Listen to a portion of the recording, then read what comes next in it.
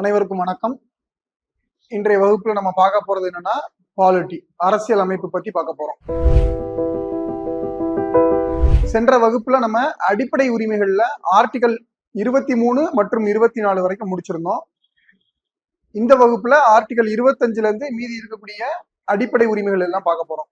Exam பொறுத்த வரைக்கும் நமக்கு இந்த அடிப்படை உரிமைகள்ல இருந்து கட்டாயமா ஒரு கேள்வி இருக்கும். இது வந்து பிரிலிம்ஸ் தேர்வுக்கு மட்டும் முக்கியம் இல்ல, நம்ம அதுக்கப்புறம் எழுதக்கூடிய மெயின்ஸ் தேர்வுக்கும் அடிப்படை உரிமைகள் அப்படிங்கிறது ரொம்ப முக்கியம். இந்த அடிப்படை உரிமைகள்ல இருக்கக்கூடிய எல்லா ஆர்டிகளும் பாத்தீங்கன்னா ஒரு வருஷத்துல கண்டிப்பா சுப்ரீம் கோர்ட்ல அந்த ஆர்டிகல் ரிலேட்டடா உச்சநீதிமன்றத்துல வழக்குகள் வந்துகிட்டே இருக்கும், பல்வேறு விதமான தீர்ப்புகள் வழங்கிக்கிட்டே இருப்பாங்க. ஸோ நமக்கு எப்பவுமே இந்த அடிப்படை உரிமைகள் அப்படிங்கிறது ரொம்ப முக்கியமானது. இன்னைக்கு நம்ம பார்க்க போற அடிப்படை உரிமை ஆர்டிகல் 25ல இருந்து 28 வரைக்கும் பார்க்க போறோம். அது சமயம் சார்ந்த ஒரு சுதந்திர உரிமைகள். உங்களுக்கு ஒரு சமயம் சார்ந்து உங்களுக்கு என்னெல்லாம் உரிமை இருக்கு அப்படிங்கிறது.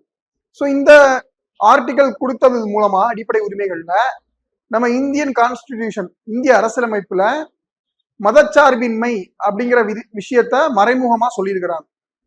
ஸோ நம்ம போன வகுப்புல பார்த்திருந்தோம், முகப்புரை அப்படிங்கிறது என்ன, பிரியாம்பிள் அப்படின்னு பார்த்திருந்தோம்.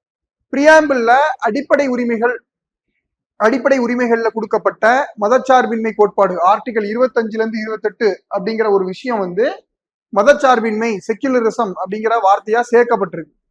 ஸோ அடிப்படையாவே நமக்கு இந்த விஷயங்கள்லாம் இருக்கு. அது என்ன அப்படிங்கிறத பார்ப்போம். First article 25. ஆர்டிகல் 25 என்ன சொல்லுதுன்னா, freedom of conscience and free profession practice propagation of a religion. மனசாட்சிப்படி நடக்க, கருத்துக்களை வெளியிட, மத சடங்குகளை செய்திட மற்றும் மதத்தை பரப்பிட உரிமை உண்டு. ஸோ நீங்க உங்க மனசாட்சியின்படி நடக்கலாம், நீங்க என்ன விஷயம் திங்க் பண்றீங்களோ அதன்படி நடக்கலாம். உங்களுடைய கருத்துகள், மதம் சார்ந்த கருத்துக்களை நீங்க வெளியிடலாம். மத சடங்குகள், இப்போ ஒவ்வொரு மதத்துக்கும் ஒரு சடங்கு இருக்கும், அந்த சடங்குகளை நீங்க தயங்காம பண்ணலாம். மற்றும் அந்த மதத்தை, நீங்க நம்பக்கூடிய மதத்தை உங்களால பரப்பவும் முடியும். அப்போ இதுதான் ஆர்டிகல் 25 சொல்லுது. இந்த 25ல மதத்தை பரப்பிட அப்படிங்கிற வார்த்தை இருக்கு இல்லையா, இந்த மதத்தை பரப்பிட அப்படிங்கிறது என்ன அப்படின்னா, நீங்க வந்து ஒருவரை கட்டாயப்படுத்தியோ அல்லது பணம் கொடுத்தோ அடிப்பணிய வச்சோ நீங்க மதத்தை பரப்ப முடியாது.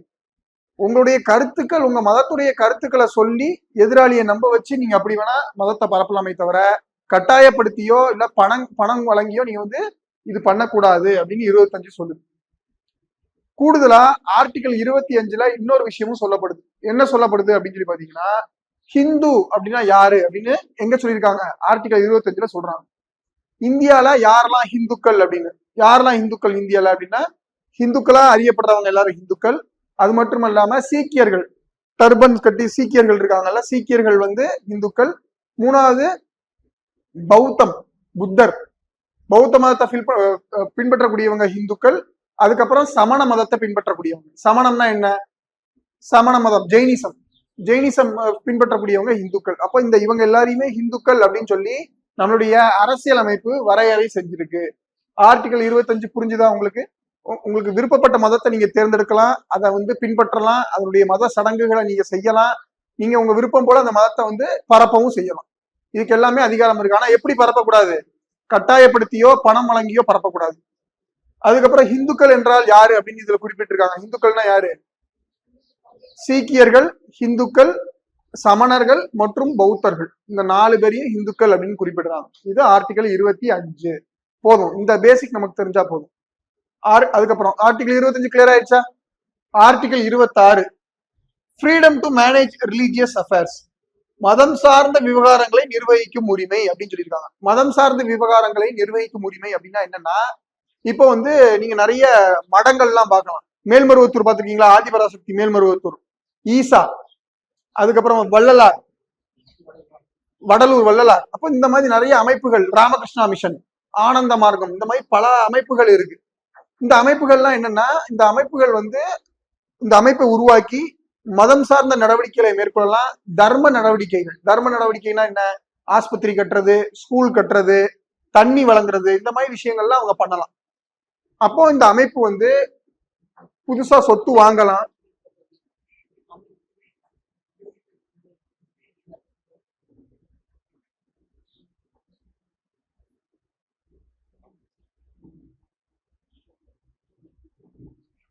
ஸோ இந்த அமைப்புகள்லாம் வந்து பாத்தீங்கன்னா சொத்துக்கள் வாங்கலாம். Property property property land, building இதெல்லாம் வாங்கலாம், விற்கலாம். வாங்கலாம், விற்கலாம். அதுக்கப்புறம் அந்த சொத்துக்களை வந்து நிர்வகிக்கலாம். நிர்வகிக்கிறதுனா என்ன?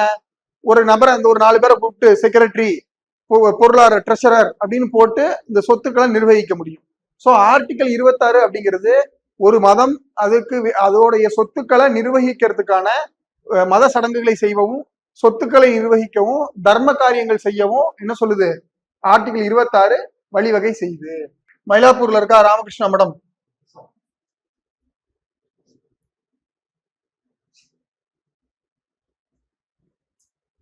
மேல்மருவத்தூர், இதெல்லாம் அதுக்கு எடுத்துக்காட்டு. ஆர்டிகல் 26. அப்புறம் ஆர்டிகல் 27. ஆர்டிகல் 27 சரத்து 27 என்ன சொல்லுது? Freedom from taxation of promotion of a religion. ஒரு குறிப்பிட்ட மதத்தின் வளர்ச்சிக்காக வரி செலுத்தாமல் இருக்க சுதந்திரம். இப்போ அரசாங்கம் என்ன பண்ணக்கூடாது அப்படின்னா, இதே ஒரு குறிப்பிட்ட மதத்தை வளர்க்கறதுக்காக மக்கள் வரி பணத்தை வசூலிச்சு அந்த மதத்தை வளர்க்க கூடாது. இல்லாட்டி ஏதோ ஒரு மதத்தை வளர்க்கறதுக்காக வரி வசூலிக்க கூடாது.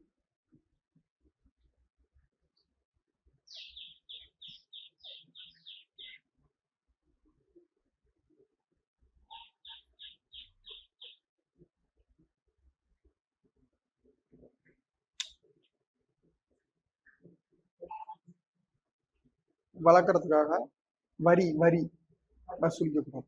யாரு? அரசு. அரசு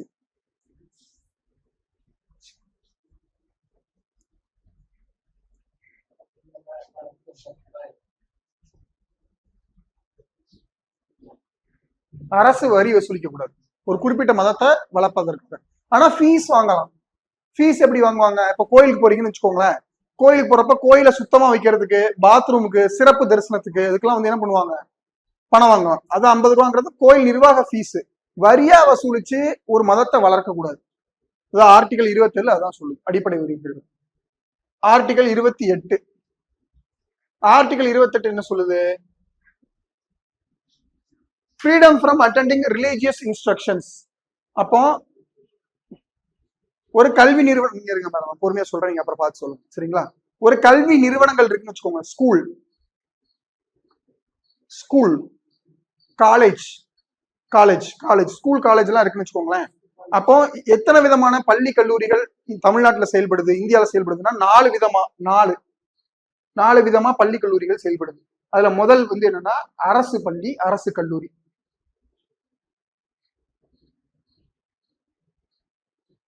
ரெண்டாவது என்னன்னா, இப்போ வந்து ஹிந்து சமய அறநிலைத்துறை அப்படிங்கிற மாதிரி ஒரு ட்ரஸ்ட் இருக்கும். ஹிந்து சமய அறநிலையத்துறை, அறநிலையத்துறை, அறநிலையத்துறை.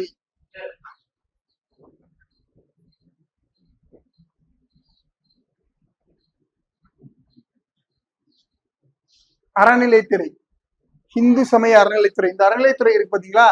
இந்த அறநிலையத்துறை பள்ளி, பள்ளி, கல்லூரி, கல்லூரி இதெல்லாம் நடத்துவாங்க. அந்த அப்படி நடத்துற இடத்துல மத போதனைகள் செய்யலாம். அரசு நடத்தக்கூடியது ஃபர்ஸ்ட் பார்த்தோம்ல, அரசு ஃபர்ஸ்ட் பார்த்தோமா, அரசு. அதுல மத போதனை செய்யக்கூடாது. ஃபர்ஸ்ட் அரசுல மத போதனை செய்யக்கூடாது. ரெண்டாவது அறநிலைத்துறை, ஹிந்து சமய அறநிலைத்துறை, அவங்க மத போதனை செய்யலாம் பள்ளி கல்லூரிகள்ல. மூணாவது, மூணாவது கவனிங்க, மூணாவது பாருங்க. மூணாவது அரசு உதவி பெறும் கல்வி கல்லூரிகள், பள்ளி கல்லூரிகள், கவர்மெண்ட் எய்டு.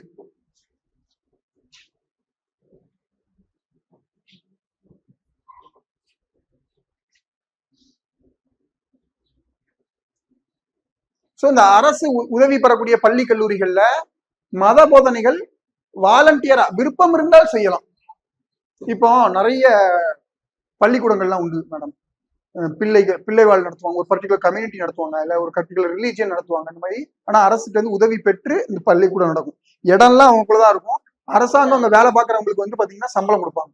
சோ அந்த மாதிரி இருக்கக்கூடிய இடத்துல வந்து மத போதனைகள் நடத்தலாம். எப்போ நடத்தலாம்னா விருப்பம் இருந்தால் நடத்தலாம். அது அந்த அமைப்பை பொறுத்து. அவ்வளவுதான் சொல்லி.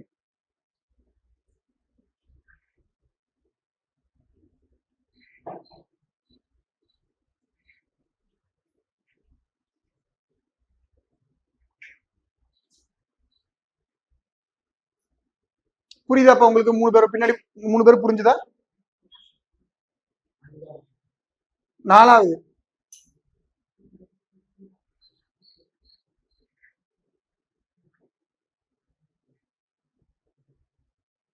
4வது தனியார் கல்லூரிகள், பள்ளி கல்லூரிகள், பிரைவேட் பிரைவேட்.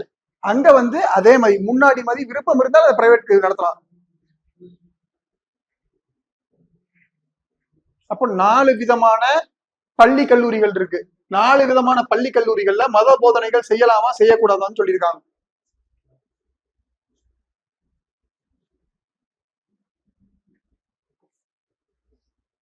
ஃபர்ஸ்ட் என்னது? அரசு. செகண்ட் என்னது? இந்து சமய அறநிலைத்துறை. தேர்டு அரசு உதவி பெறும் இது. ஃபோர்த்து பிரைவேட்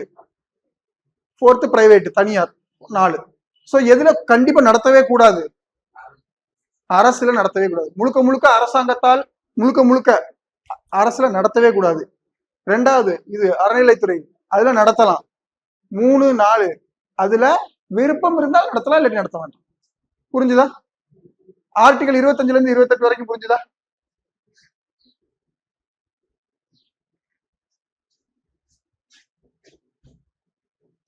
சரி, அடுத்து ஆர்டிகல் 29 மற்றும் 30.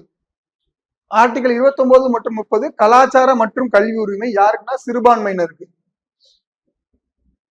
கலாச்சார மற்றும் கல்வி உரிமை சிறுபான்மையினருக்கு கலாச்சார மற்றும் கல்வி உரிமை. Article 29 protection of interest of minorities, religious and linguistic minorities 2 இருக்காங்க. அப்போ சிறுபான்மையினரின் நலன்களை பாதுகாத்தல். சிறுபான்மையினர்னா யாரு இந்தியால? கிறிஸ்டியன்ஸ், முஸ்லிம்ஸ், இவங்கெல்லாம் சிறுபான்மையினர். கிறிஸ்டியன்ஸ் அவங்கெல்லாம் சிறுபான்மையினர். அவங்க பள்ளி, காலேஜ் இங்கெல்லாம் படிக்க அலோவ் பண்ணணும்.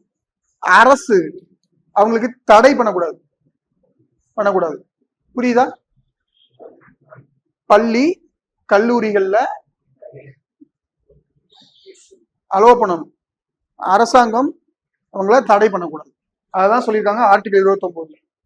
சோ நீ வந்து இங்க பாருங்க, அவங்க வந்து சிறுபான்மையினர், அவன் வந்து மைனாரிட்டி அப்படிங்கிறதுக்காக அரசாங்கம் அவனை என்ன பண்ணக்கூடாது?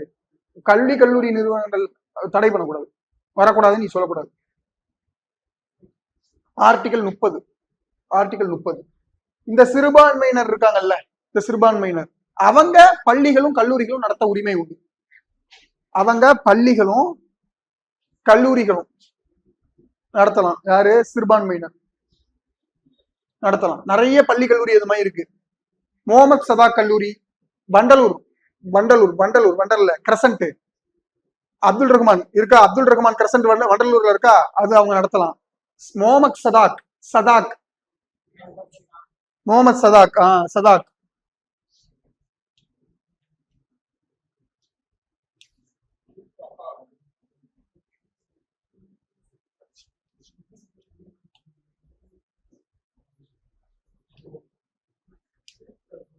முகமது சதாக் கல்லூரி.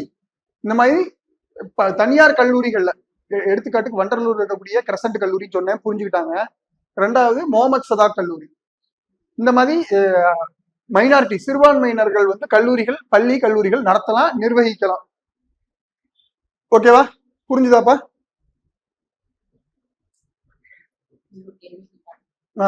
இந்த கிறிஸ்டியன்ஸும் நிறைய வச்சிருக்காங்க.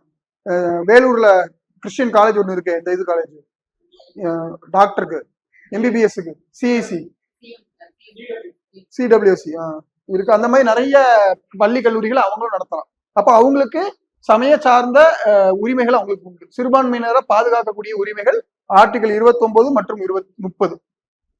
29 மற்றும் 30. ஓகேவா? இதுலதான் டவுட் இருக்கா? புரிஞ்சுதா? 25ல இருந்து 30 வரைக்கும் புரிஞ்சுதா? அடுத்து 31, 32 அப்புறம் நடத்தினேன். 31, 32 அப்புறம் இப்போ 33, 34, 35 பார்த்தா முடிஞ்சது. அடிப்படை உரிமைகள் முடிஞ்சது. 33 என்ன? 33 என்னன்னா ஆர்மி, ராணுவம், police, intelligence bureau, intelligence, CB intelligent bureau, இந்த மாதிரி நிறைய அமைப்புகள்லாம் இருக்காங்கல்ல, அந்த அமைப்புகளுக்கெல்லாம் வந்து பாத்தீங்கன்னா எல்லா அடிப்படை உரிமைகளும் கிடையாது. அவங்களுக்கு சில அடிப்படை உரிமைகளுக்கு கட்டுப்பாடு இருக்கு. அடிப்படை உரிமைகள் இருக்கா? இந்த அடிப்படை உரிமை அதுல கட்டுப்பாடு இருக்கு. கட்டுப்பாடு என்ன கட்டுப்பாடு? பேச முடியாது, பேச்சு சுதந்திரம் கிடையாது. ஒரு அமைப்பு ஏற்படுத்தக்கூடாது, அமைப்பு அசோசியேஷன் கொண்டு வரக்கூடாது. நம்ம பார்த்துக்கோம்ல, போலீஸ்க்கு ஏதாவது அசோசியேஷன் இருக்கா? ஆர்மிக்கு ஏதாவது இருக்கா? ரிட்டையர்ட் ஆனதுக்கு அப்புறம் வச்சுக்குவாங்க. ரிட்டையர்ட் ஆகிறதுக்கு முன்னாடி அவங்க சர்வீஸ்ல இருக்கும்போது அந்த எந்த அமைப்பும் அவங்களுக்கு கிடையாது. புரியுதா புரியலையா? கேளுங்க. அப்ப அடிப்படை உரிமைகளுக்கு சில தடை உண்டு மேடம். ஆர்டிகல் 19 பார்த்தோமா? ஆர்டிகல் 19 பார்த்தோமா? பேச்சுரிமை, அதுக்கப்புறம் அசோசியேஷன் ஃபார்ம் பண்றது, அப்புறம் மூவ்மெண்ட், அப்புறம் வீடு கட்டி தங்குறது, எந்த தொழில்னாலும் பாக்குறது, இந்த மாதிரி நிறைய பார்த்தோமா? 19 கீழே பார்த்தோமா? இந்த 19ல வந்து பாத்தீங்கன்னா armed forces, army menu, police, அதுக்கப்புறம் இன்டெலிஜென்ஸ் பியூரோ, இவங்க எல்லாருக்கும் இந்த அடிப்படை உரிமைகள் வந்து கட்டுப்பாடு இருக்கு. பேச முடியாது. அவங்க மைக் முன்னாடி வந்து பிரஸ்ல பேச முடியாது. புரிஞ்சுதா? அடுத்து 34 பாருங்க. Martial law and fundamental rights, ராணுவ சட்டமும் அடிப்படை உரிமைகளுக்கும் அதுக்கு சில கட்டுப்பாடு இருக்கு. ராணுவ சட்டம் எங்க வரும்? இப்போ சென்னையில வச்சுக்கோங்க. சென்னையில கலவரம் ஆயிடுச்சுன்னு வச்சுக்கோங்க. மிலிட்டரியை கொண்டு வந்துருவாங்க, ராணுவத்தை ஃபுல்லா கொண்டு வந்துட்டாங்கன்னா இந்த இடம் பகுதி ஃபுல்லா என்ன பண்ணுவாங்க? ராணுவ ஆட்சி சொல்லிடுவாங்க. அப்ப அங்க வந்து நம்ம எல்லாருக்கும் அடிப்படை உரிமை கிடையாது. நமக்கெல்லாம் அடிப்படை உரிமை இருக்காது. எங்கெல்லாம் இப்போ இந்த தமிழ்நாட்டுல வந்து பாத்தீங்கன்னா, ஏதோ ஒரு ஸ்டேட் எடுத்துக்கோங்க, இந்த பகுதியில பெரிய கலவரம் ஆயிடுச்சுன்னு வச்சுக்கோங்க. மாநில அரசு கண்ட்ரோல் பண்ண முடியல. அப்போ அங்கிருந்து போலீஸ் வருவாங்க, இவங்க எல்லாரும் நம்ம எல்லாத்தையும் கண்ட்ரோல் பண்ணிடுவாங்க. பண்ணதுக்கு அப்புறம் நமக்கு வந்து என்ன கிடையாது? அடிப்படை உரிமைகள் அங்க இருக்காது. ராணுவ சட்டத்தை தான் ஃபாலோ பண்ணுவாங்க.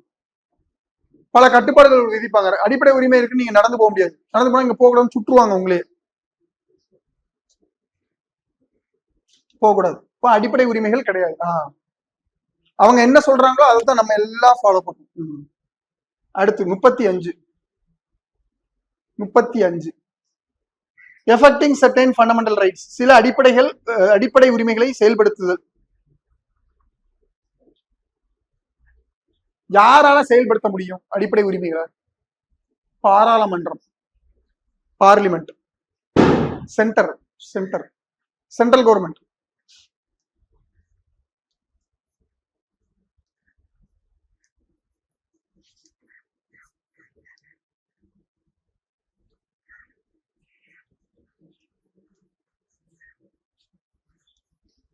இவங்களுக்குதான் அதிகாரம் இருக்கு அடிப்படை உரிமைகளை திருத்துவதற்கு, சட்டம் கொண்டு வருவதற்கு. மாநில சட்டமன்றங்களுக்கு கிடையாது.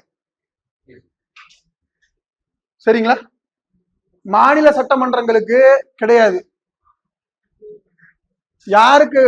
மத்திய அரசாங்கம்.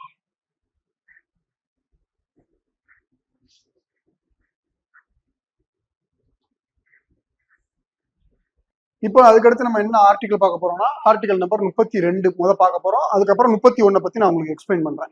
32 என்ன சொல்லுதுன்னா, ரைட் டு கான்ஸ்டிடியூஷனல் ரெமிடிஸ், அரசியலமைப்பு வாயிலான தீர்வு. இப்போ அடிப்படை உரிமைகள் ஆர்டிகல் 12ல இருந்து ஆர்டிகல் 35 வரைக்கும் அடிப்படை உரிமைகள் இருக்கு.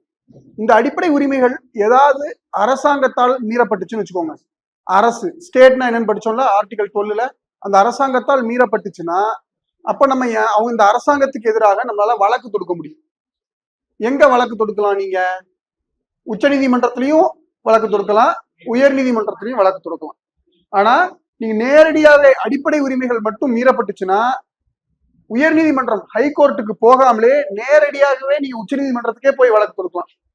ஹைகோர்ட்டுக்கு தான் போகணுங்கிற அவசியம் இல்லை, நேரடியா உச்ச நீதிமன்றத்துக்கே போய் வழக்கு தொடுக்கலாம்.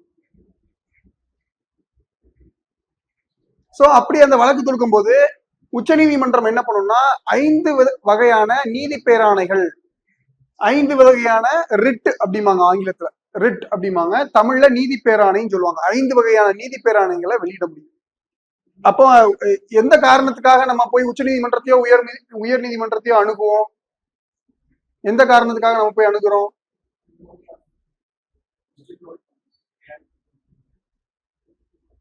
அடிப்படை உரிமைகள் மீறப்பட்டுச்சுன்னா ஆர்டிகல் 12ல இருந்து 35 வரைக்கும் இருக்கக்கூடிய அடிப்படை உரிமைகள், உங்களுடைய அடிப்படை உரிமைகள், உங்களுக்கு பேச்சுரிமை கிடையாது, உங்களுக்கு மத மத சுதந்திரம் கிடையாது அப்படின்னு ஏதாவது அடக்குமுறை மேற்கொள்றாங்கன்னு வச்சுக்கோங்க. யார் அடக்குமுறை மேற்கொள்வா?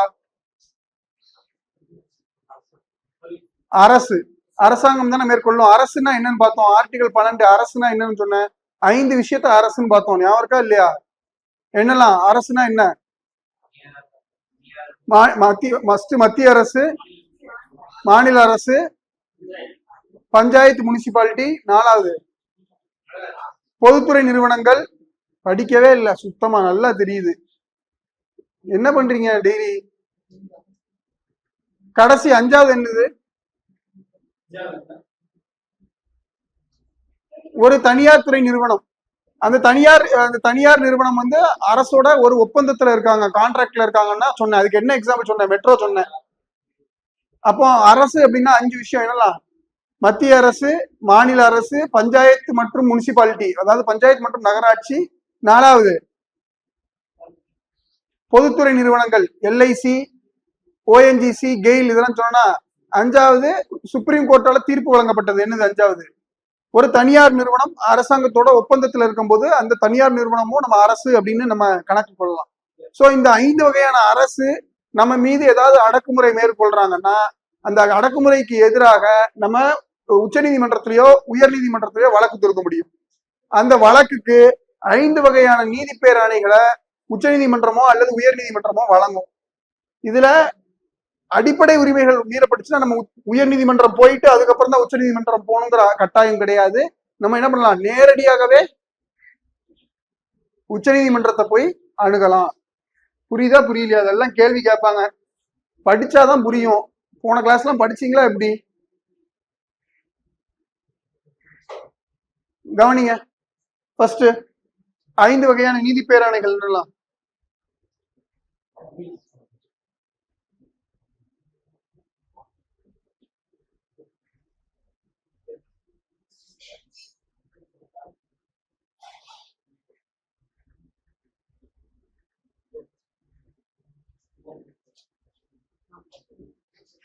எந்த கோர்ட்டு?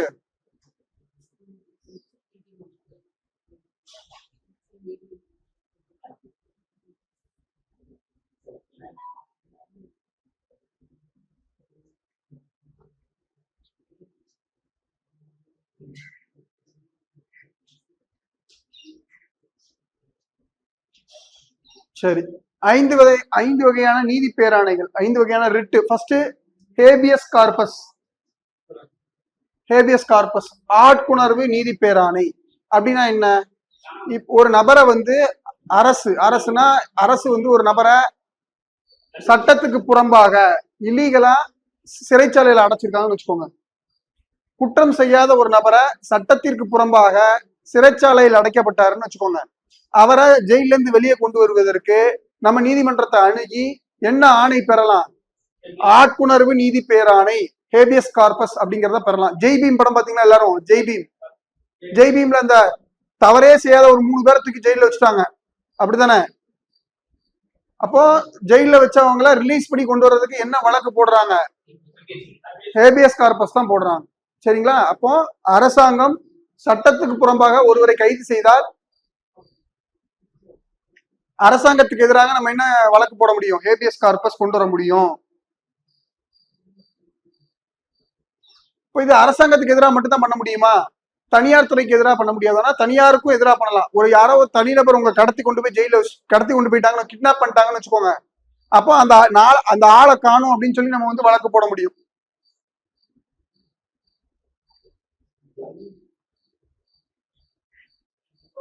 சோ ஹேபியஸ் கார்பஸ் அப்படிங்கிறது அரசாங்கத்தின் மீதும் போடலாம், தனியார் மீதும் போடலாம். அந்த ஆளை காணும், திரும்ப கொண்டு வந்து கோர்ட் முன்னாடி ப்ரொடியூஸ் பண்ணுங்க, கோர்ட் முன்னாடி கொண்டு வந்து நிப்பாட்டுங்கன்னு.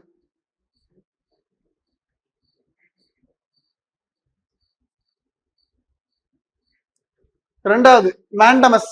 மேண்டமஸ்னா என்ன? கட்டளை நீதி பேராணை. உச்ச நீதிமன்றம் என்ன பண்ணும்னா ஏதாவது அரசு அதிகாரிகள் அவங்களுடைய கடமையை செய்யாம இருந்தாங்கன்னு வச்சுக்கோங்க, அந்த கடமையை செய்யுமாறு கட்டளை பிறப்பிக்க முடியும்.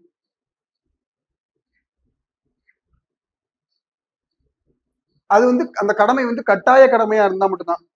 இப்போ ஒருவேளை அந்த கடமைகள் வந்து அது வந்து கட்டாயம் கிடையாது, வேணும்னா பண்ணலாம், வேண்டாட்டி பண்ண வேண்டாம்னு இருந்ததுன்னு வச்சுக்கோங்க, அதுக்கு ஆணை பிறப்பிக்க சொல்ல முடியாது. கட்டாயமாக இதுக்கு இந்த விஷயம் பண்ணியே ஆகணும் அப்படின்னாதான் என்ன பண்ணுவாங்க, உயர்நீதிமன்றமோ உச்ச நீதிமன்றமோ ஆணை பிறப்பிக்கும், கட்டளையிடும்.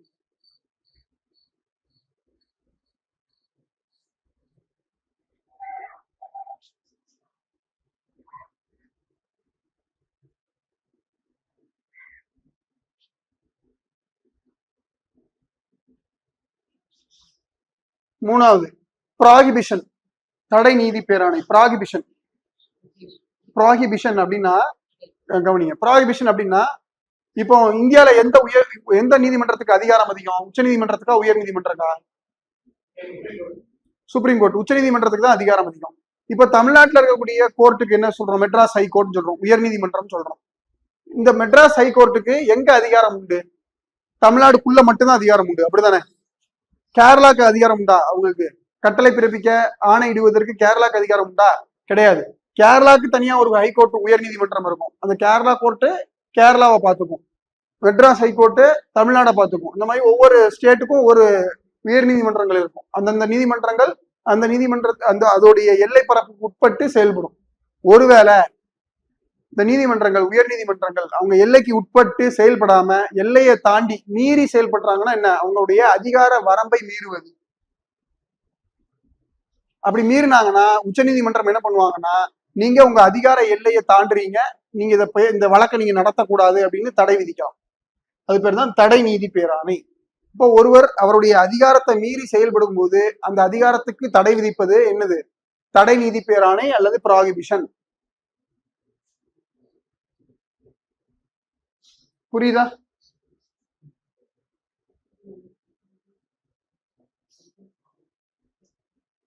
அதுக்கடுத்து நாலாவது செர்ஷோரே. செர்ஷோரே அப்படின்னா ஆவண கேட்பு அல்லது ஆவண கேட்பு நீதி பேராணை. செர்ஷோரைனா என்ன, கவனிங்க. செர்ஷோரைனா என்ன, டு பி சர்டிஃபைடு. இப்போ உங்க அதிகார வரம்பை மீறி உயர் நீதிமன்றங்கள் வந்து செயல்படுதுன்னு வச்சுக்கோங்க, அதுக்கு தடை விதிப்பது என்னது, ப்ராகிபிஷன். தடை விதிச்சதோட நிப்பாட்டாம அந்த கேஸ் அப்படியே சுப்ரீம் கோர்ட்டே எடுத்து நடத்தும். தடை விதிச்சுட்டாங்க பண்ணக்கூடாதுன்னு, அதுக்கப்புறம் அந்த வழக்கை நானே எடுத்து நடத்துறேன் அப்படின்னு சொல்லி சொன்னாங்கன்னா அது பேர் செர்ஷோரை. புரியுதா? இது வந்து தடை மட்டும் விதிக்குது, இது தடையும் விதிச்சு அதுக்கான தீர்வும் கொடுக்குது. ஒரு வழக்கை நடத்தக்கூடாது, இது உங்க அதிகார வரம்புக்கு உட்பட்டு இல்லை அப்படின்னு சொல்லி தடை விதிக்கக்கூடியது ப்ராகிபிஷன். அப்படி தடை விதித்த பின்னர் அந்த வழக்கை நானே எடுத்து நடத்துறேன்னு உச்ச நீதிமன்றம் எடுத்து நடத்துச்சுன்னா அது பேரு செர்ஷோரே. அதனாலதான் இது வந்து ஆவண வழங்கும் நீதி பேராணை அல்லது விவரம் தெரிவி, சர்டிஃபை, டு பி சர்டிஃபைடுன்னு சொல்லியிருப்பாங்க. அதுதான். புரிஞ்சுதா இந்த நாளும்? மேடம் தேர்டு வந்து தடை விதிப்பது மட்டும். தேர்டு தடை விதிப்பது மட்டும். நாலாவது தடை விதிப்பாங்க, தடை விதிச்சதுக்கு அப்புறம் அதுக்கு தீர்வு சொல்லணும்ல. உயர் நீதிமன்றம் அவங்களுடைய அதிகாரத்தை மீறி செயல்படுறப்ப தடை விதிச்சிட்டாங்க, அந்த தடைக்கு மறுபடியும் தீர்ப்பு சொல்லணும். அதாவது உச்ச நீதிமன்றமே அதுக்கான தீர்ப்பை சொல்லும், அது பேர் செர்ஷோரே.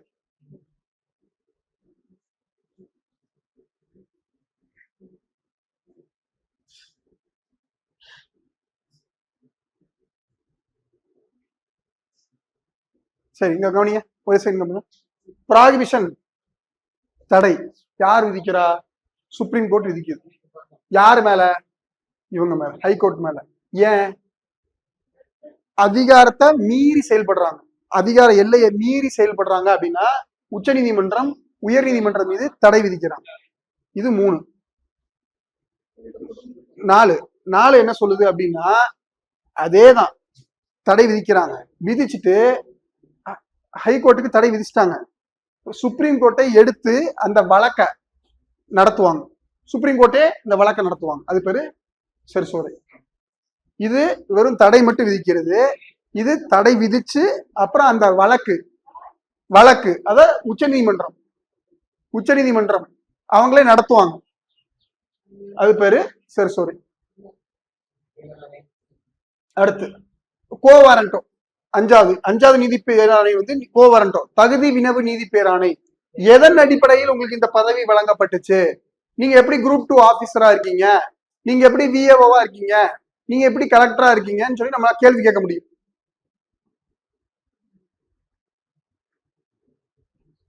அரசு வேலைகளுக்கு மட்டும். எல்லா மினிஸ்டர்ஸ் எப்படி கேட்க முடியும்? மினிஸ்டர்ஸ் தான் அரசு கிடையாது. அவங்க வந்து எப்படி வராங்க அரசுக்கு? தேர்தல் மூலியமால தேர்ந்தெடுத்து வராங்க. அவங்க எப்படி கேட்பீங்க? தேர்தலை தேர்ந்தெடுத்து வராங்கல்ல. மினிஸ்டர்ஸோட பர்சனல் செக்ரட்டரி எல்லாம் கேட்க முடியாது. அதெல்லாம் அவரோட சொந்த விருப்பம். அவர் யாருனாலும் செக்ரட்டரியா வச்சுக்கலாம். அதெல்லாம் கிடையாது. அவங்க கவர்மெண்ட் சேலரி கொடுத்தாலும் அது வந்து இவரோட சொந்த இது, டிஸ்கிரிஷனரி. மத்த அரசு வேலை வாய்ப்புகள்ல வேலை ஒருத்தர் கொடுக்கப்பட்டுச்சுன்னா எதன் அடிப்படையில நீங்க இவரை வந்து ப்ரொஃபஸர் ஆக்குனீங்க, எதன் அடிப்படையில இவர் வந்து விஏஓவா இருக்காரு, எப்படி இவர் கலெக்டரா இருக்காருன்னு உங்களால கேஸ் போட முடியும். அதுக்கு அவங்க பதில் சொல்லுவாங்க. எக்ஸாம் எழுதினாங்க, எக்ஸாம் எழுதி ப்ரொஃபஸரா இருக்காரு, எக்ஸாம் எழுதி பாஸ் பண்ணி கலெக்டர் ஆயிருக்காருன்னு அவங்க அதுக்கான விடை சொல்லுவாங்க. சோ ஒருவருக்கு எதன் அடிப்படையில வேலை வழங்கப்பட்டது அரசுல அப்படிங்கறத கேட்கறது தான் கோவாரண்டோ. சோ 5 வகையான நீதி பேராணைகள் என்னன்னா, ஹேபியஸ் கார்பஸ் ஆட்புணர்வு நீதி பேராணை. ரெண்டாவது மேண்டமஸ். மேண்டமஸ்னா என்னது? கட்டளை நீதி பேராணை. மூணாவது ப்ராகிபிஷன் தடை நீதி பேராணை. நாலாவது செர்ஷோரே ஆவணம் கேட்பு நீதி பேராணை. அஞ்சாவது கோவாரண்டோ தகுதி வினவு நீதி பேராணை. இந்த 5 புரிஞ்சுதா? அப்போ உங்க அடிப்படை உரிமைகள் மீறப்பட்டா நீங்க உச்ச நீதிமன்றத்துக்கோ உயர் நீதிமன்றத்துக்கோ போகலாம். இந்த உச்ச நீதிமன்றமோ உயர் நீதிமன்றமோ 5 வகையான நீதி பேராணைகளை விடும். அதுதான். அடுத்து ஆர்டிகல் 31 இல்ல, நீக்கிட்டாங்க. 31A, 31B, 31C, இது 3 தான் இருக்கு. 31 இல்ல. Right to property. Article 19F property இருந்தது, 31 ரைட் டு ப்ராப்பர்ட்டி இருந்தது. சொத்துரிமை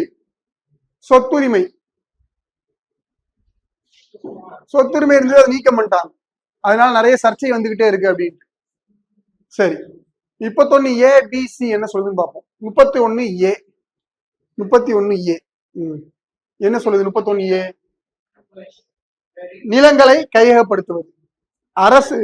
அரசு நிலங்களை வந்து கையகப்படுத்தினாங்கன்னு வச்சுக்கோங்க. அப்போ வந்து நீங்க வந்து 31A அது அரசாங்கத்தால கையகப்படுத்த முடியும். இப்போ ரோடு போட போறாங்கன்னு வச்சுக்கோங்க. இந்த ரோட்டுக்காக நம்ம நிலத்தை கையகப்படுத்துறாங்கன்னா அரசாங்கத்தால கையகப்படுத்த முடியும், பொது காரியத்துக்காக. அது 31A. 31B என்ன சொல்லுது? அட்டவணை 9. என்ன பார்த்தோம்? அட்டவணை 9 என்ன பார்த்தோம்? என்ன?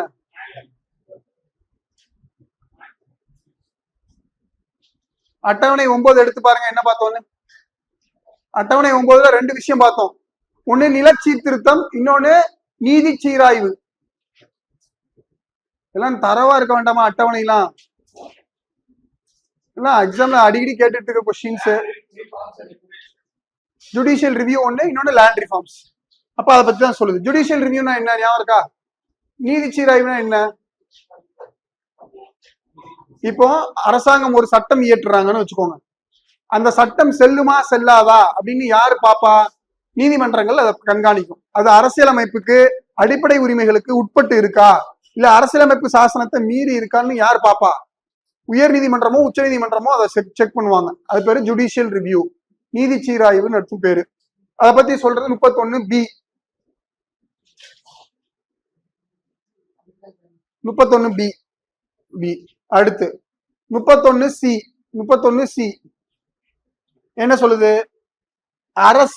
அரசுக்கு வழிகாட்டும் நெறிமுறை கோட்பாடு, DPSP, directive principles of state policy. அரசுக்கு வழிகாட்டும் நெறிமுறை கோட்பாடு. அரசாங்கம் எப்படி நடக்கணும். இதுக்கு அடுத்த பகுதி அதுதான். இந்த பகுதி 3வது பகுதி நம்ம பார்த்துட்டு இருக்கிறது அடிப்படை உரிமைகள். 4வது பகுதி என்னது? Directive principles of state policy. அரசுக்கு வழிகாட்டும் நெறிமுறை கோட்பாடுகள் தான் பகுதி 4. அந்த பகுதி 4ல இருக்கக்கூடிய article 39B, article 39C, 39BC, இந்த 39BC ஆர்டிகல் 14-19 அடிப்படை உரிமைகள்ல 14-19 பார்த்தோமா?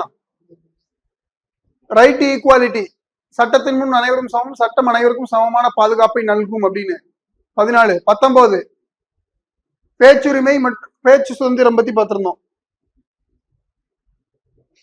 சோ 39BUCயும் ஆர்டிகல் 14-19 பவர் அதிகம்,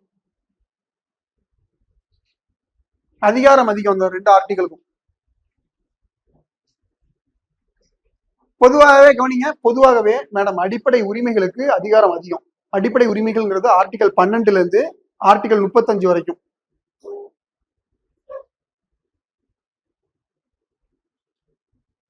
அதிகாரம் அதிகாரம் அதிகம் அதிகம். 36 இருந்து 51 அரசு வழிகாட்டும் நெறிமுறை கோட்பாடு. 36 இருந்து 51 வரைக்கும் அரசு வழிகாட்டும் நெறிமுறை கோட்பாடு. அதுக்கு அதிகாரம் அதிகாரம் கம்மி கம்மி. புரிஞ்சிருச்சு உங்களுக்கு? கம்மி கம்மி இல்ல, அது சொல்ல முடியாது மேடம், அதை இருக்க இங்கேயே எழுதியிருக்கேன். அதைத்தான் கவனிங்க. அதுல 39BUCயும் அரசுக்கு வழிகாட்டும் நெறிமுறை கோட்பாடு. இந்த 2க்கு மட்டும் 14-19 அதிகாரம் அதிகம். அது 2க்கு மட்டும்.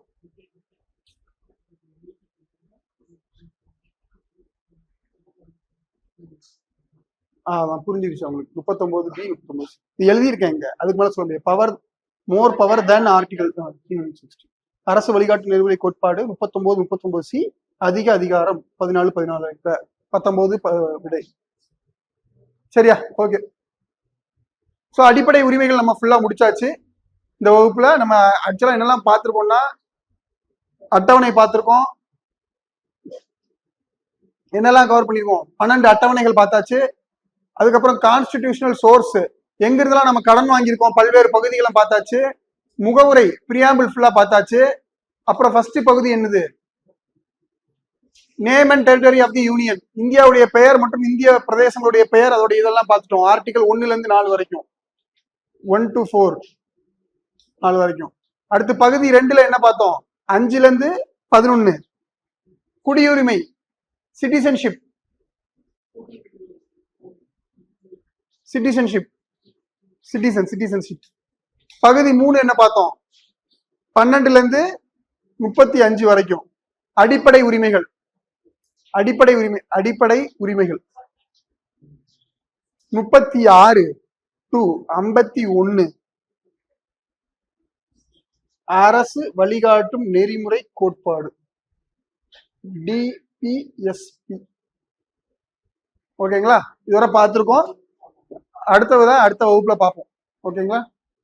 எல்லாருக்கும் வணக்கம். நம்ம சென்ற வகுப்புல வரலாறு யூனிட் 4 வரலாறுல அக்பர் வரைக்கும் பார்த்து முடிச்சிருந்தோம். அப்படிதானே?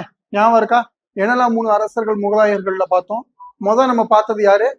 பாபர், 2வது ஹுமாயூன், 3வது அக்பர். நம்ம பத்தி முடிச்சிருந்தோம். இன்னும் 3 அரசர்கள் பத்தி பார்த்தோம்னா நமக்கு அரசர்கள் தொடர்பான பகுதி முடிஞ்சிருது. முகலாயர்கள்ல கட்டாயமா ஒரு கேள்வி இதுல இருந்து கேட்கறாங்க. அதுவும் குறிப்பா பாத்தீங்கன்னா அக்பர்ல இருந்தோ அப்படி இல்லாட்டி அவுரங்கசீப்ல இருந்தோ தான் எக்ஸாம்ல ஒரு வருஷம் மாத்தி மாத்தி கேள்வி கேட்கப்படுது. ஸோ நம்ம இப்போ யாரை பத்தி பார்க்க போறோம்னா, அக்பரை தொடர்ந்து யார் ஆட்சிக்கு வந்தா அப்படிங்கிறத பார்க்க போறோம். அக்பருடைய காலகட்டத்துல என்ன ஆயிடுது அப்படின்னா, அக்பருக்கு பிறகு அக்பர் அவருடைய பையனுக்கு பதவியை தராம அவருடைய பேரனுக்கு நேரடியா பதவி தருவதா ஒரு வதந்தி பரவ ஆரம்பிக்குது நாட்டுக்குள்ள.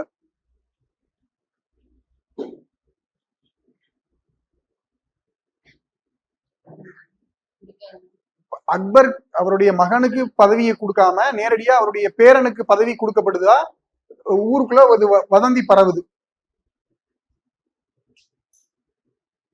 அப்ப என்ன பண்ணிடுறான்?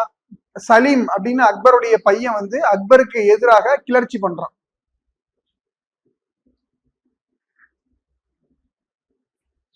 அக்பர் கூப்பிட்டு என்ன சொல்றாருன்னா, நான் அப்படிலாம் பண்ண போறது கிடையாது, உனக்கு தான் பதவி தர போறேன்னு சொல்லி அறிவிச்சிடுறாரு.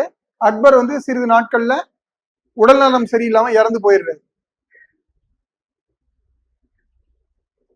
ஸோ அதுக்கப்புறம் சலீம் அப்படிங்கிறவன் ஜஹாங்கீர் அப்படிங்கிற பேர்ல மன்னரா பட்டம் சூட்டி கொள்றான்.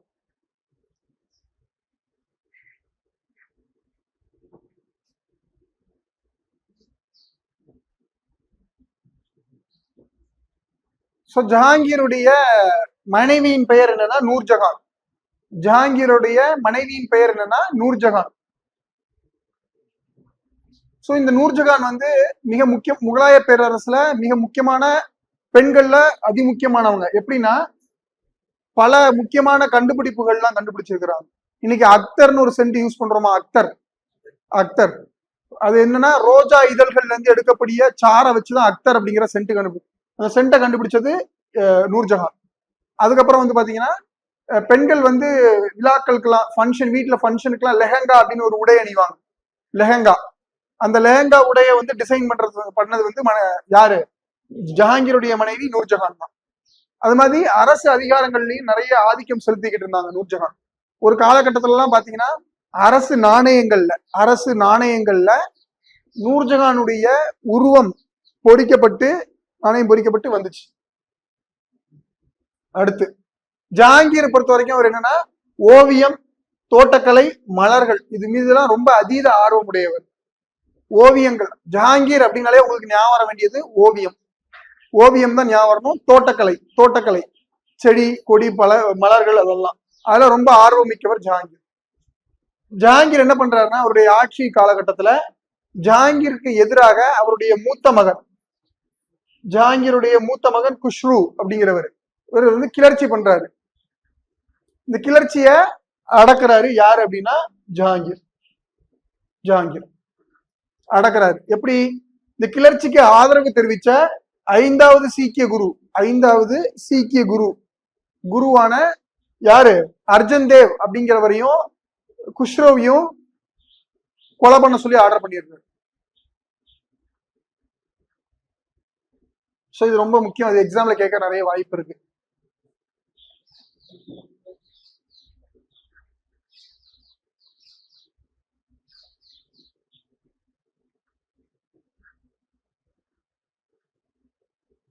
அடுத்து இளவரசன் பிரின்ஸ் குர்ரம் அப்படிங்கிறவன் ரெண்டாவது பையன். அவன் வந்து நூர்ஜஹானுக்கு எதிராகவும் ஜஹாங்கீருக்கு எதிராகவும் கிளர்ச்சி பண்ணி அதிகாரத்தை பிடிச்சிடுறான். சோ குர்ரம் அப்படிங்கிறவன் அடுத்து அரசனாக வருவான். அதான் ஷாஜஹான்.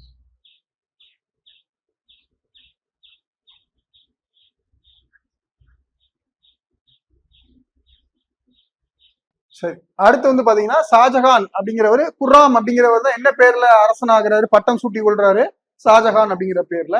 அவருடைய மனைவியின் பேர் மும்தாஸ் மஹால் அப்படிங்கிறது. சோ எப்படி ஜஹாங்கீர் எப்படி ஓவியத்துக்கு ரொம்ப ஃபேமஸோ, ஷாஜஹான் வந்து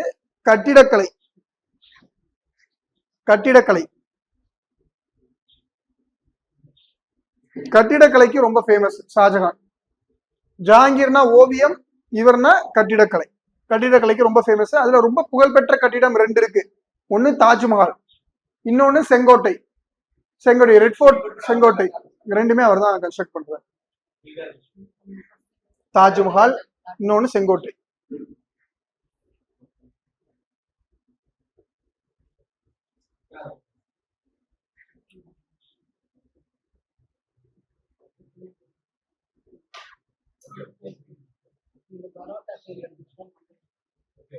செங்கோட்டைனா ரெட் ஃபோர்ட் மேடம், டெல்லியில இருக்க ரெட் ஃபோர்ட். டெல்லி செங்கோட்டை, ரெட் ஃபோர்ட்.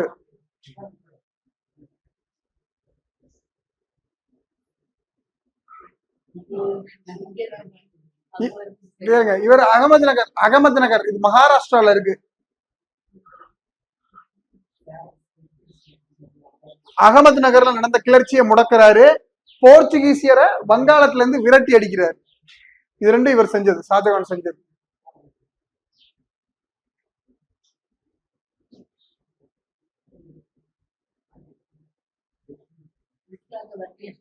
போர்ச்சுகீசியர்கள் வந்து என்ன பண்றாங்கன்னா வியாபாரம் பண்ண வந்ததா சொல்லிட்டு அங்க இருக்கக்கூடிய நிலங்கள், கோட்டைகள்லாம் அபகரிக்க பாக்குறாங்க. அவங்களோட நோக்கத்தை தெரிஞ்சுக்கிட்டு ஷாஜகான் விரட்டி அடிக்க சொல்லிடுறாரு.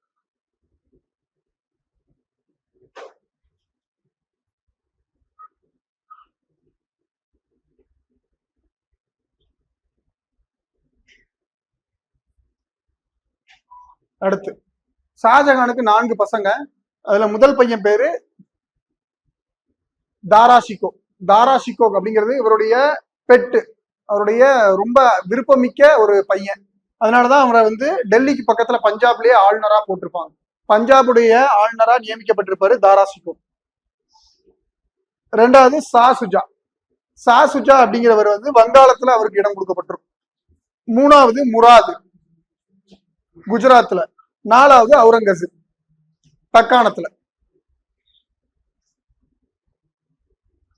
தக்காணம் தக்காணம்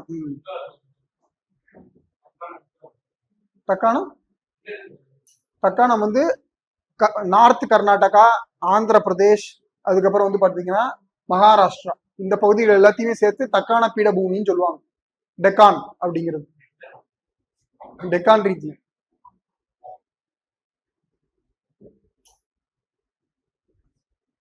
சரிங்களா? சோ என்ன நடக்குது அப்படின்னா, ஷாஜகானுக்கு கவனிங்க, ஷாஜகானுக்கு உடல் நலம் சரியில்லாம போயிருது. இந்த விஷயம் தெரிஞ்ச உடனே 4 பசங்களும் ஓடி வராங்க. எதுக்கு?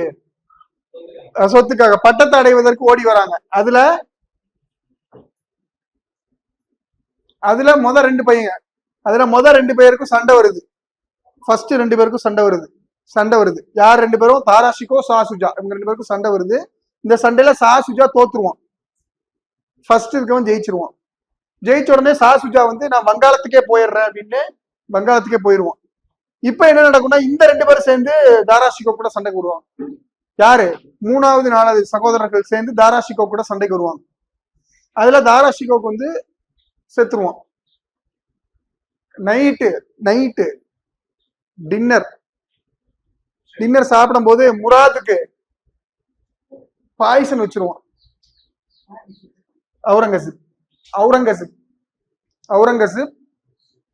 முராது சாப்பாட்டுல பாய்சன் வச்சிருவான். ஆனா முராதும் செத்துருவான். இப்ப 3 பேரும் போயிடுவாங்க. அவுரங்கசீப் மண்ணாயிடுவான். அதான். ஓகேங்களா?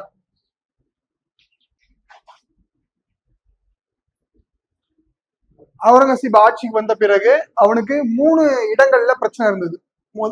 முத வந்து வட இந்தியால, 2வது வந்து தக்காணத்துல, 3வது வந்து மராத்தியர்கள் கூட. இந்த 3 பிரச்சனையும் அவன் எப்படி கையாளுறான் அப்படிங்கிறத பார்ப்போம். வட இந்தியால 3 பேர் கூட அவனுக்கு தகராறு இருந்தது. ஜாத்துக்கள் அப்படின்னு உத்தரப்பிரதேசல இருக்காங்க. அவங்க ஜாட்ஸ், ஆங்கிலத்துல ஜாட்ஸ், JATS, ஜாட்ஸ், ஒரு பெரிய கேஸ்ட் இது. இவங்க இந்த கேஸ்ட் குரூப்புக்கு அகெயின்ஸ்டா அவுரங்கசீப் பிரச்சனை பண்ணிட்டு இருந்தாரு. சோ இந்த குழுவினருக்கும் அவுரங்கசீப்புக்கும் சண்டை இருந்தது. இந்த கிளர்ச்சியை அவர் அடக்குறாரு. 2வது சத்னாமியர்கள் அப்படிங்கிறவங்க வந்து ஹரியானாவை சேர்ந்தவங்க. ஹரியானா, இவங்களுக்கும் அவுரங்கசீப்புக்கும் பிரச்சனை இருந்தது. அந்த பிரச்சனையும் அவர் முடிவுக்கு கொண்டு வர்றாரு. 3வது சீக்கியர்கள், பஞ்சாபை சேர்ந்த சீக்கியர்கள். இந்த சீக்கியர்கள்ல தேஜ் பகதூர் அப்படின்னு 9வது சீக்கிய குரு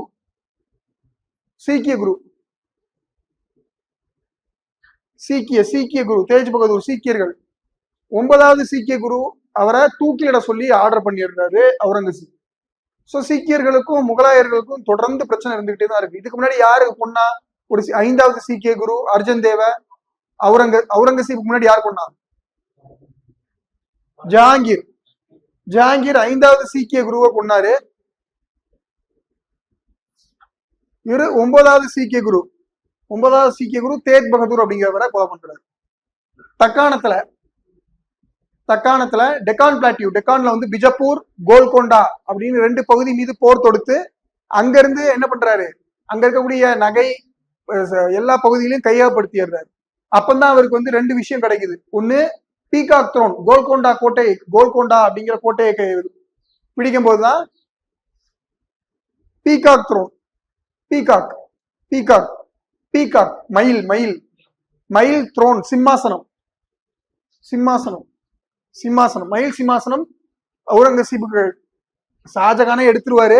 அதுக்கப்புறம் அவுரங்கசீபு கிடைக்கும், கோல்கொண்டாவை கிடைக்கும். ஷாஜகான் தான் முதல் எடுப்பாரு. கவனிங்க, ஷாஜகானுக்கு தான் இந்த கோல்கொண்டால இருக்கக்கூடிய மயில் சிம்மாசனம் கிடைக்கும்.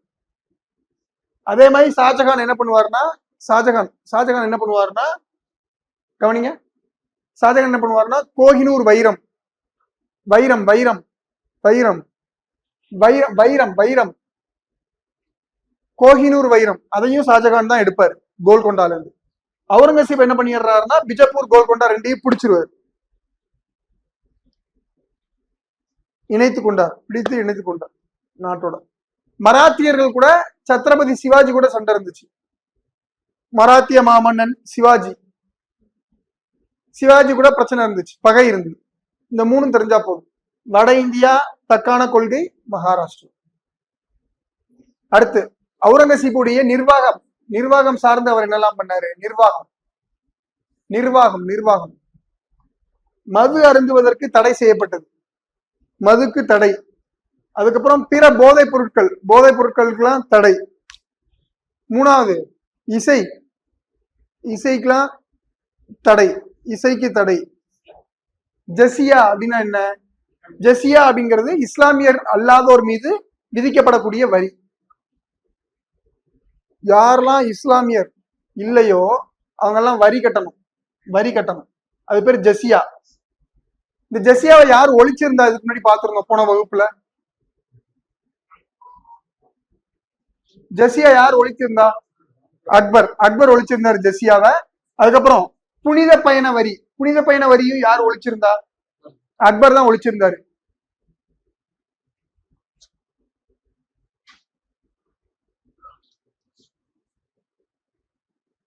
புனித பயண வரி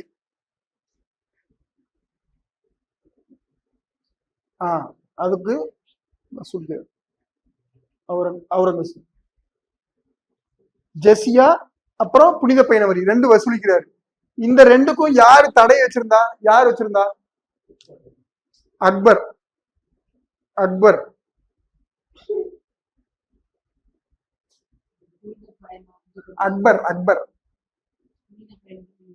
புனித பயணம் நேற்று நீங்க 4 நாள் மணி நீங்க போனீங்கல்ல, இப்படிலாம் போனா உங்கள்ட்ட வரி வாங்கிடுவாங்க.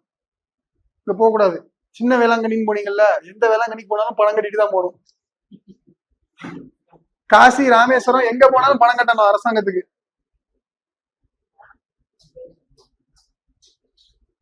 எல்லாத்தையும் வாங்கிடுவாங்க பணத்தை, அது பேர் தான் வரி. எதுக்கு இவர் இந்த 2 வரியை கொண்டு வந்தாரு தெரியுமா? எதுக்கு இந்த 2 வரியை மறுபடியும் கொண்டு வர்றாரு? முன்னாடி இல்ல ஜசியா புனித பயண வரிய அக்பர் வந்து என்ன பண்ண தடை விதிச்சிருந்தாரு. அவுரங்கசீப் வந்து மறுபடியும் கொண்டு வர்றாரு. ஏன் கொண்டு வர்றாரு? ஏன்னா இவன் அப்பா செஞ்சு வச்சுட்டு போன வேலை. ஷாஜகான் இருக்கான்ல, ஷாஜகான் இவன் வந்து நிறைய கட்டிடங்கள் கட்டியிருப்பான், பணம் எல்லாம் செலவாயிருக்கும், நிறைய பேர்ட்ட கடன் வாங்கியிருப்பான், பெரிய பெரிய வியாபாரிகள்ட்ட எல்லாம் கடன் வாங்கியிருப்பான். அப்ப அரசாங்கம் கஜானால பணம் இருக்காது. அதனால பணம் வேணுங்கிறதுக்காக ஜசியா, அதுக்கப்புறம் வந்து பாத்தீங்கன்னா புனித பயண வரி. ஓகேங்களா? இது தெரிஞ்சா போதும், நம்ம வந்து மேக்சிமம் எல்லா கொஸ்டின் அட்டன் பண்ணிடலாம் முகல்ஸ்ல. கடைசியா நம்ம ஒரு சார்ட் மட்டும் சொல்றேன், அதோட கிளாஸ் முடிச்சுக்குவாங்க. ஒரு சார்ட் மட்டும் நோட் பண்ணிக்கோங்க. போன இதுல வந்து நம்ம வந்து அக்பரோட முடிச்சிருந்தோம், அதோட கண்டினியூஷன் ஜஹாங்கீர், ஷாஜகான், அவுரங்கசீப், இந்த 3 பார்த்தாச்சு. மொத்தம் 6 அரசர்கள் பத்தி பார்த்துட்டோம், 6 பேரு. இதுல இருந்து எக்ஸாம்ல அக்பர் அவுரங்கசீப் இந்த 2 தான் அடிக்கடி கேட்கறாங்க எக்ஸாம்ல. சோ இதை கொஞ்சம் தெளிவா பாத்துக்கோங்க இந்த 2 டாபிக். இப்போ இதுக்கப்புறம் என்ன பார்க்க போறோம்னா, அந்த சார்ட்ல இதுக்கப்புறம் சார்ட்ல 6 அரசர்கள் இருக்காங்களா, 6 அரசர்கள் அவங்க செத்துட்டாங்க. அவங்களுடைய புதைத்த இடம் எங்க அது பார்க்க போறோம். அப்புறம் இவங்களுக்கு பட்டப்பெயர் இவங்களுடைய பெயர்கள்லாம் என்ன, அந்த பெயர் காரணம் என்ன, ஷாஜகான்னா என்ன, பாபர்னா என்ன அப்படிங்கறதெல்லாம் பார்க்கணும். அந்த டாபிக் எல்லாம் பார்த்தோம்னா நமக்கு முடிஞ்சிருச்சு முகல்ஸ். ஓகேங்களா? சரி, இப்ப இந்த முக்கியமான 6 பேரரசர்களும் அந்த பேரரசருடைய பெயருக்கான பொருள் என்னன்னோ, அதுக்கப்புறம் அவங்க எங்க புதைச்சாங்க, அவங்களுடைய புதைவிடம் எங்க இருக்கு அப்படிங்கிறத பார்க்க போறோம். கேக்குறாங்க இது எக்ஸாம்ல. உங்களுக்கு போன மார்க் டெஸ்ட்ல தானே கேட்டிருந்தாங்க, காபுல், லாகூர்னு கொடுத்திருந்தாங்க, காபுலுக்கு பதிலா. சரி கவனிங்க. பாபருடைய பொருள் என்னன்னா டைகர்னு அர்த்தம். புலி, டைகர்னு அர்த்தம். அவருடைய புதைவிடம் எங்க இருக்குன்னா காபூல்ல இருக்கு. ரெண்டாவது உமாயூன். உமாயூனுடைய பொருள் என்னன்னா அதிர்ஷ்டசாலி, ஃபார்ச்சுனேட். ஆங்கிலத்துல ஃபார்ச்சுனேட்னு அர்த்தம். ஃபார்ச்சுனேட் ஆர் பிளஸ்டுன்னு அர்த்தம். அதிர்ஷ்டசாலின்னு அர்த்தம். அவருடைய புதைவிடம் வந்து டெல்லியில இருக்கு. ரொம்ப ஃபேமஸான இடம் அது. ஹுமாயூன் டோம் அப்படிங்கிறது டெல்லியில மிக முக்கியமான சுற்றுலாத்தலமா இருக்கு இன்னைக்கும். அடுத்து அக்பர். அக்பர் அப்படின்னா கிரேட்டஸ்ட்னு அர்த்தம், தலை சிறந்தவர்னு அர்த்தம். அக்பர் அப்படின்னா தலை சிறந்தவர், கிரேட்டஸ்ட்னு அர்த்தம், சிறந்தவர். எங்க இருக்கு இவருடைய கல்லறை வந்து பாத்தீங்கன்னா, இவருடைய புதைவிடம் வந்து சிகந்தரா அப்படிங்கிற ஆக்ரா பக்கத்துல தான் இருக்கு. ஆக்ரால இருந்து கொஞ்சம் தொலைவுல இருக்கு, சிகந்தரா அப்படிங்கிற இடத்துல. அடுத்து ஜஹாங்கீர். ஜஹாங்கீர் அப்படின்னா கான்குவரர் ஆஃப் வேர்ல்டு, உலகை வென்றவன் அப்படின்னு பொருள். அவருடைய புதைவிடம் எங்க இருக்குன்னா லாகூர்ல இருக்கு. அடுத்து ஷாஜகான். ஷாஜகான்னா கிங் ஆஃப் வேர்ல்டு, உலகின் அரசன் அர்த்தம்.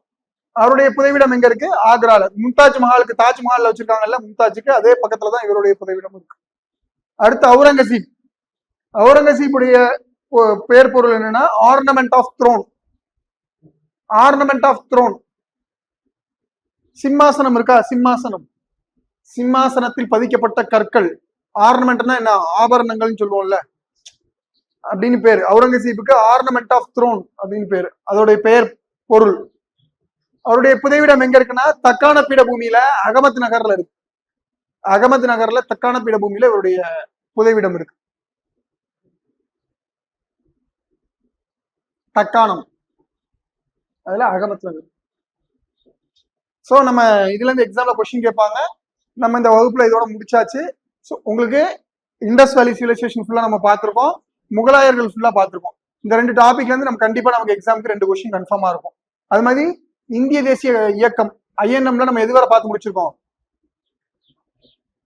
ஐஎன்எம்ல செகண்ட் ரெவல்யூஷனரி மூவ்மெண்ட் பார்த்தோமா? என்னெல்லாம் பார்த்தோம்? முக்கியமா ஞாபகம் இருக்கா என்னெல்லாம் பார்த்தோம்னு? செகண்ட் ரெவல்யூஷனரி ஃபேஸ், புரட்சிகரவாத இயக்கங்கள், 2வது புரட்சிகரவாத இயக்கம் என்னெல்லாம் பார்த்தோம்? ஃபர்ஸ்ட் யாரு? கக்கோரி ட்ரெயின் ராபரி, ஹிந்துஸ்தான் குடியரசு சங்கம். அடுத்து